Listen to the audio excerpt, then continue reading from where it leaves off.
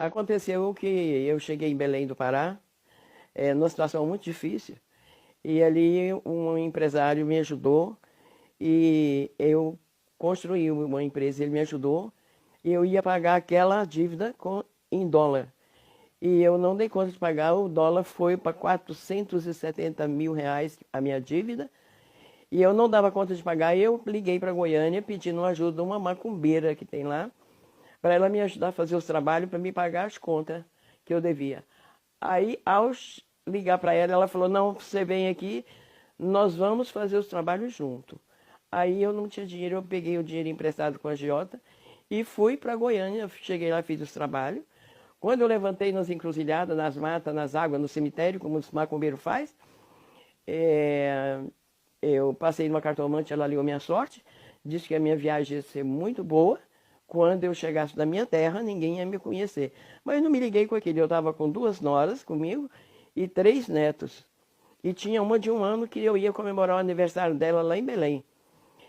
E quando eu saí desse trabalho lá, eu fui para casa da minha mãe arrumar as malas. E quando eu vi, descia uma crente. Aí a crente olhou para mim e falou assim: olha, a senhora vai fazer uma viagem? Eu falei: sim, vou. De avião? Eu falei: é. Aí ela disse para mim: não vai nesse avião que ele já vai cair. Aí eu peguei e falei assim: eu não acredito em crente, eu não gosto de crente. Não vá, porque eu estava orando e o Senhor me mostrou essas 3 crianças e vai ser uma tragédia muito grande. E eu não confiei na crente, peguei, fui embora para o aeroporto, peguei o avião, 11h30 da manhã, domingo, e esse avião, está aqui a revista Veja, da época, está escrito Um Drama na Selva. Está escrito aqui Um Drama na Selva, nessa revista. Eu carrego essa revista porque muitas pessoas não acreditam. O que diz lá em Hebreus 13:8, que Jesus Cristo é o mesmo ontem, hoje e eternamente. Ele não mudou e jamais ele vai mudar.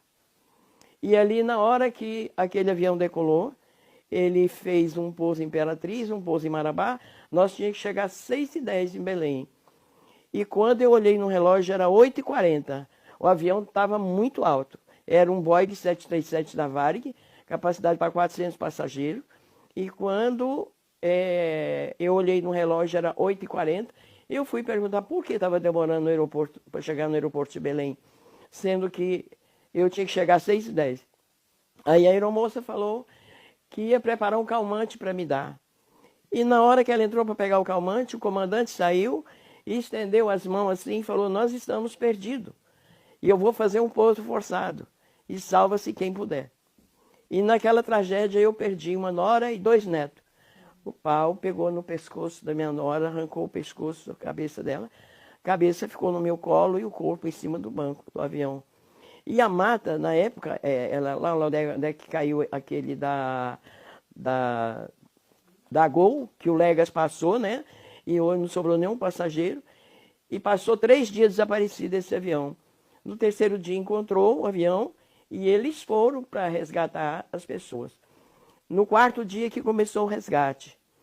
E levaram algumas pessoas que sobreviveram para Brasília. E os últimos foram os cadáveres.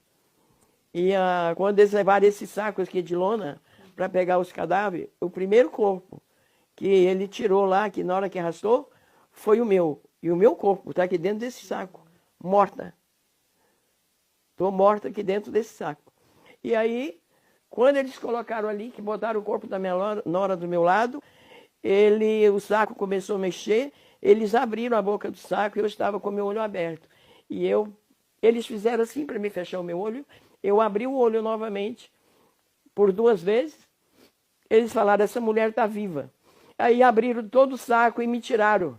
Quando eles me tiraram do jeito que eu estou aqui, ó. Mas quando eles me tiraram, eles viram que eu não tinha perna. A coluna tinha quebrado. Os bichos tinham me comido lá no meio do mato. A barriga, eles rasgaram o meu vestido para embrulhar esse pé que estava solto. E eu fiquei, eles fotografaram do joelho para cima, porque do joelho para baixo não tinha mais nada.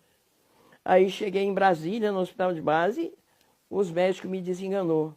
porque tinha muito bicho no meu corpo, aquele estapuru que dá assim bicheira de animal. E quando eu cheguei lá em Brasília, que me desenganaram, eu fui para Belém. Quando eu cheguei lá em Belém, os médicos me desenganou e eu fui para casa. Com aquelas pernas daquele jeito. E eles falaram que a única solução que tinha era amputar minhas pernas aqui, na altura do joelho, assim, um palmo mais ou menos. Eu ficava só com o cotoco do corpo, assim. E aí eu falei, não. Aí eu peguei e mandei comprar 1 litro de creolina e fui tratada com creolina 9 meses. E quando eu vi que eu estava sofrendo muito, comida pelos bichos ali, minha nora queria me botar no isolamento de um hospital, eu não quis.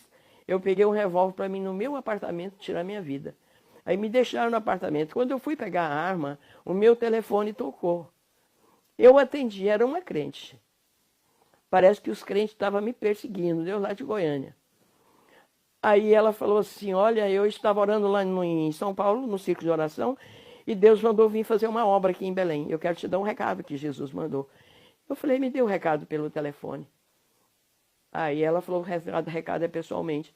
Quando eu abri a porta para aquela crente, ela colocou a mão assim no nariz, que estava fedendo muito meu quarto, e olhou para minha bolsa e disse, não faça isso que Jesus te ama. Jesus tem um plano na sua vida. Se a senhora não morreu na queda desse avião, é porque Deus tem um plano, projeto contigo na vida. Aí eu falei para ela, ela perguntou se eu queria aceitar Jesus. Eu falei para ela assim, olha, eu já procurei todo santo, nenhum santo deu jeito na minha vida. Ela falou, mas o santo do santo, que é Jesus, dá jeito na sua vida. E orou. Eu aceitei Jesus. Eu aceitei Jesus, mas da boca para fora. Eu não aceitei para aceitar ele mesmo, não. Porque nós conhecemos o externo da pessoa, mas o interno, a mente e o coração, só Jesus conhece. Passou 8 dias, aí eu não estava do mesmo jeito.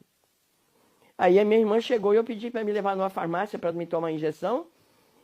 Aí quando ela chegou lá, ela falou assim, olha, tem um pastor fazendo uma cruzada em Belém, ele está usando muito esse pastor no dom de cura e libertação. Eu vou te levar lá, depois que ele orar para você, eu te levo na farmácia. Porque a farmácia é 24 horas. Eu falei para ela assim, quem está perdido não caça caminho. O mineiro fala assim, quem está perdido não caça caminho. Entra no primeiro que achar, né? Eu falei, eu não tinha o que perder, mas já tinha perdido tudo, né? E aí, naquele instante que ela falou assim, que vamos lá que o pastor pode orar para você e você pode melhorar essas dores. Eu não desci da caminhonete, mas fiquei na calçada, porque eu não podia entrar na igreja, porque tinha 3.000 pessoas naquela cruzada. Eu fiquei na calçada lá, porque eu estava com muito mau cheiro. Aí, o pastor pregando, ele falou, tem uma mulher pela primeira vez nessa igreja. Um problema muito sério na coluna e nas pernas. Mas Jesus vai curar ela hoje. Aí foi gente chegando para ser curado. E o pastor olhou e falou assim, não é vocês. Aí desceu com o microfone assim, viu? Chegou lá fora, colocou a mão na minha cabeça. Na hora que ele colocou a mão na minha cabeça, eu comecei a andar. Eu comecei andando e fui andando normalmente, com coisa que nunca tinha acontecido nada comigo.